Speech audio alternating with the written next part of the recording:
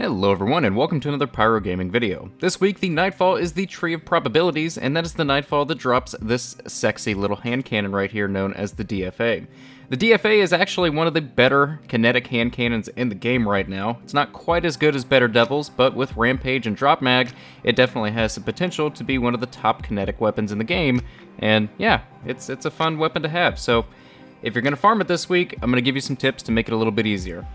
Now, in my personal opinion, the absolute easiest way to farm this Nightfall is on Prestige with these modifiers. First up, you want to go ahead and activate a burn. I preferred Void Burn because I like to use Tractor Cannon, and it just kind of amplifies the amount of damage you can do to the boss.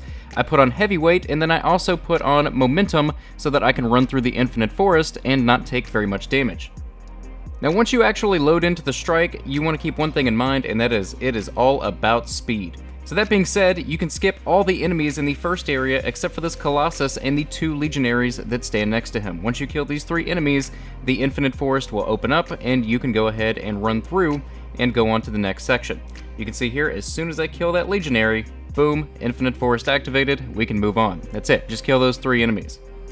Now, once you're actually inside the Infinite Forest, you want to go ahead and keep the same outlook that you had on the first area, and that is speed. With Momentum as an active perk on in the Infinite Forest, you literally run past everything. You can see that I will take some damage, but because Momentum is active and my shield is constantly regenerating, then it's fine. Like, I'm not going to die as long as I'm running, as long as I'm moving. So I can literally just ignore every single one of these enemies in the Infinite Forest until we get to the end, and just run to the gates, open them up, and be good to go. Once you've made it to the end of the Infinite Forest, you do have to kill some enemies in order to open the gate itself.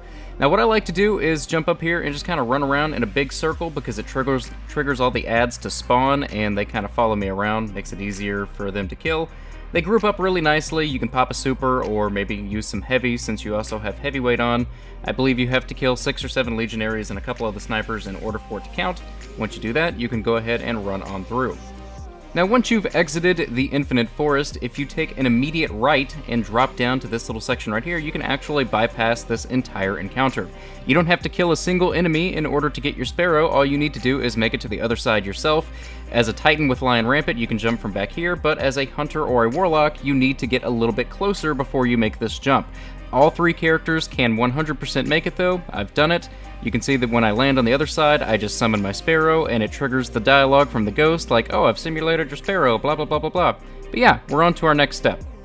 Once you have finished the Sparrow portion of the strike, then you get to this part, and you can either run through this because you have Momentum on, you do it just like you did the Infinite Forest, or you can sit here and farm some of the enemies for heavy like I'm doing now.